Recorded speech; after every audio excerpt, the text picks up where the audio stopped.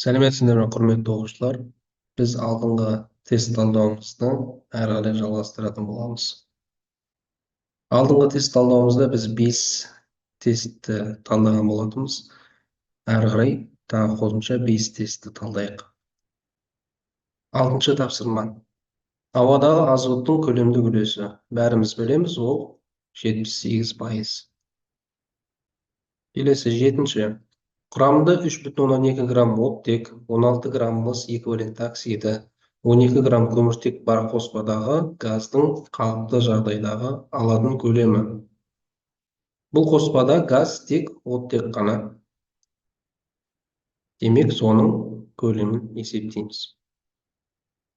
Оттектің массасы 3,2 грамм, демек, оның зат мөлшерін есептеп алайық. Зат мөлшері оттек тең болады 3,2 бөлінген 32. Бұл бізде 0,1 моль болады. Әрі қарай осы зат мөлшері арқылы оның көлемін есептейміз. Зат мөлшері тең болады В бөлінген ВМ. Яғни В тең болады зат мөлшері көбейтілген ВМ. Зат мөлшерінің орнына 0,1-ді қоямыз. Көбейтеміз 22,4-ке. Мұнда бізде 2,124 литр шығады. Келесі, 1,5 моль азот пен 0,5 моль аммиактан тұратын қоспадағы азот атомының массалық үлесін есептейміз. Зат мөлшері азот тең 1,5 моль.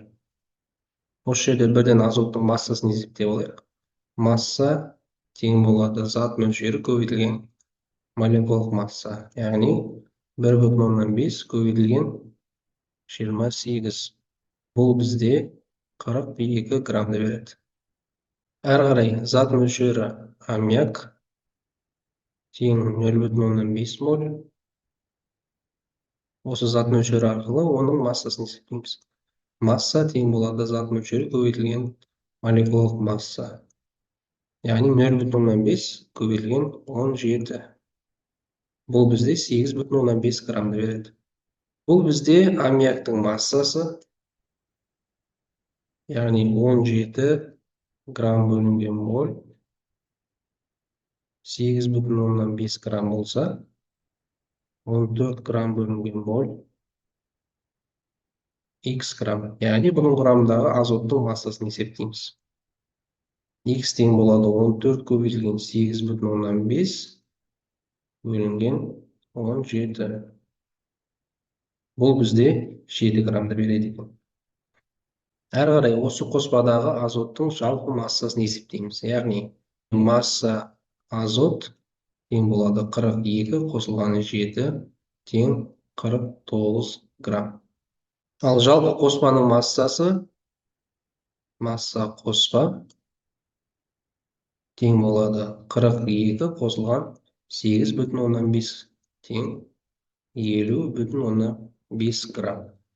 Жалпы қоспаның массасы бізде 100%-ді береді. Оның құрамындағы азоттың массасы Y% болсын. Y-ті табу үшін 49-ды көбейтеміз 100-ге, бөлеміз 50,5-ге. Сонда бізде 97% шығады. Келесі 9-шы есеп. Темір кені құрамындағы темір үшвалентті оксидінің массалық үлесі 60%-ға тең.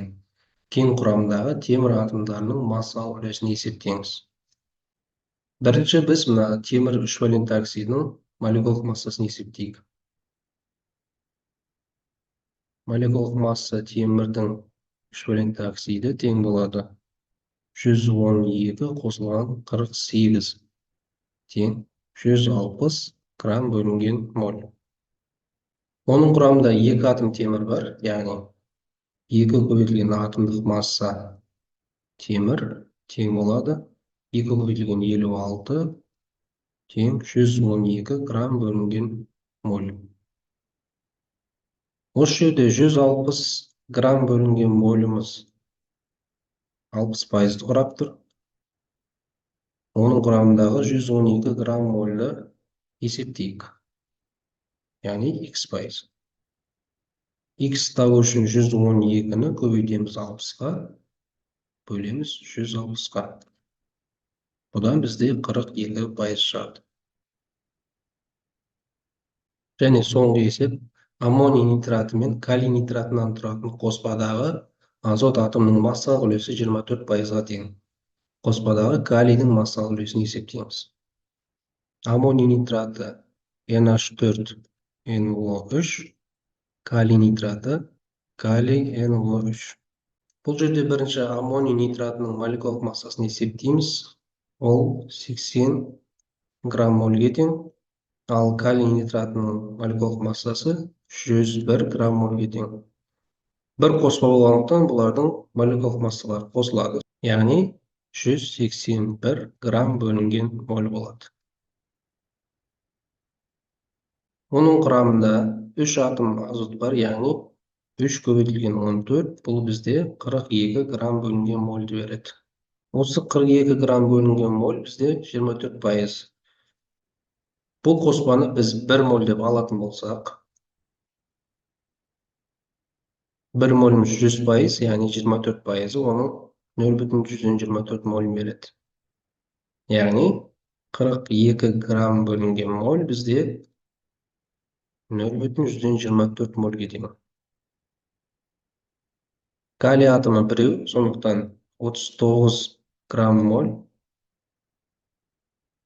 X моль деп аламыз.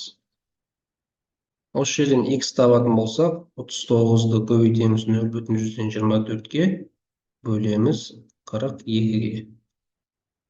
Бұл жерден 0,223 моль деп алсақ, есептің мәні дұрысырақ шығады. Әрі қарай біз азоттың массасын және калийдің массасын есептеп аламыз. Масса азот тең болады 0,124 көбейтілген 42. Бұл бізде 10,8 граммды береді. Масса калий тең болады 0,223 көбейтілген 39. Бұл бізде жуық шамамен 8,7 граммды береді. Азоттың массасы арқылы біз қоспаның массасын есептеп аламыз. Яғни 42 грамм бөлінген моль 10,8 граммға тең. 181 грамм бөлінген моль есептейік.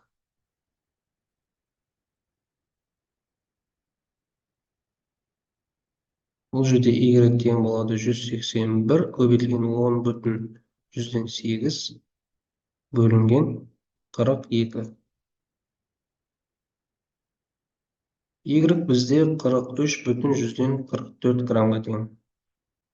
Енді осы жердегі 43,44 граммда біз 100 пайыз деп алатын болсақ, оның құрамында 8,7 граммы Z пайыз.